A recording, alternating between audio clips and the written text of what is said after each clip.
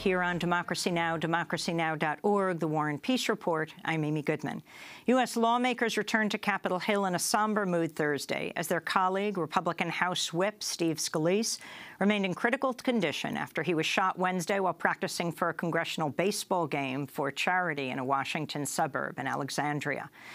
President Donald Trump said Thursday Scalise faces a much more difficult struggle to recover from his gunshot wound than first thought. And Steve, in his own way, may have brought some unity to our long divided country. We've had a very, very divided country for many years. And I have a feeling that Steve has made a great sacrifice, but there could be some unity being brought to our country. Let's hope so. Investigators say the shooter, James Tommy Hodgkinson, obtained his rifle and handgun from licensed firearms dealers. Hodgkinson died after officers in Scalise's security detail fired back at him. The shooting prompted some Republicans to call for lawmakers to carry weapons, while others are calling for tighter firearms restrictions. Congressmember Steve Scalise, a Louisiana Republican, describes himself on his website as a strong supporter of the Second Amendment and has an A+ rating from the National Rifle Association, which opposes gun control measures. Well, our next guest has been slammed by the NRA as an anti-Second Amendment radical, but says he has been mischaracterized. We're joined by from Minneapolis, by Democratic Congressmember Keith Ellison of Minnesota, co-chair of the House Progressive Caucus, first Muslim member of Congress. Ellison is also the deputy chair of the Democratic National Committee. We also want to talk about much more, including Trump's plans to reverse the normalization of relations with Cuba, the court's rejection of the second Muslim travel ban, and how Congressman Ellison joined with nearly 200 Democratic Congress members in suing President Trump, accusing him of violating the Emoluments Clause of the Constitution by accepting millions of dollars in payments from foreign governments to his companies while serving as U.S. president. Welcome to Democracy Now!, Congressman Ellison. Thank you. Good to be here. I want to begin with your response to the shooting of your colleague, House Leader Steve Scalise.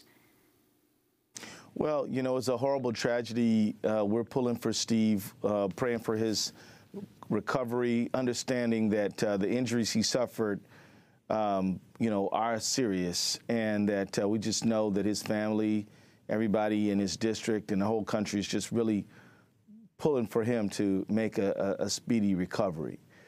That's essentially how I feel about this shooting. Of course, the larger issues, of course, all remain, don't they? I mean, you know, the issue of just availability of firearms anywhere, and not just firearms, but serious weapons like a high-velocity assault rifle, like the one used in this case, and of course the ammunition. You know, this, you know, I think we need to look at the availability of this kind of ammunition.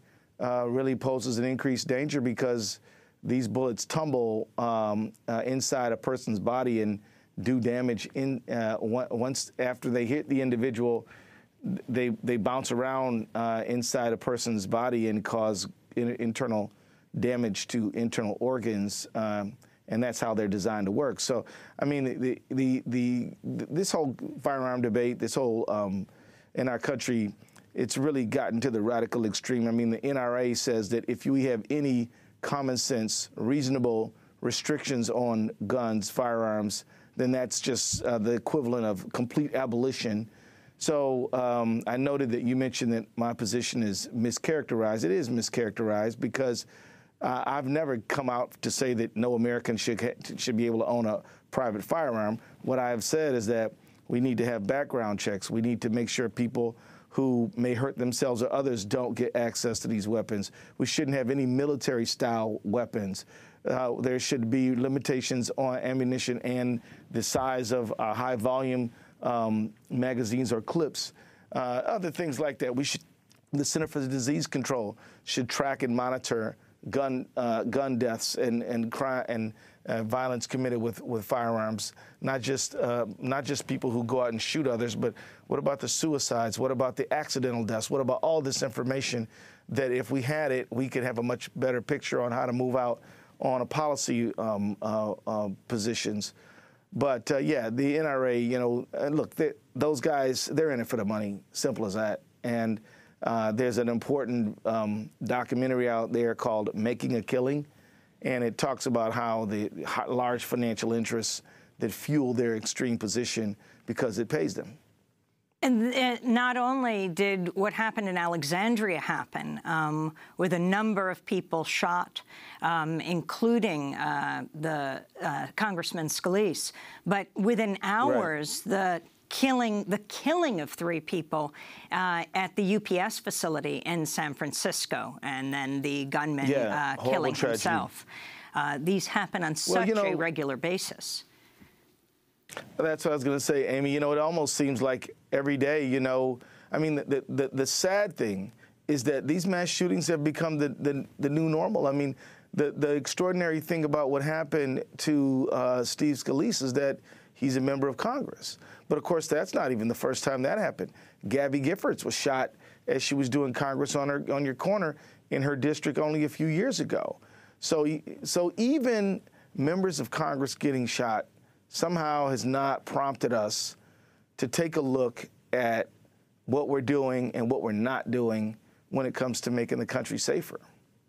And, of course, this week is the anniversary of the Pulse nightclub shooting, where scores of people were gunned down, 49 people dead.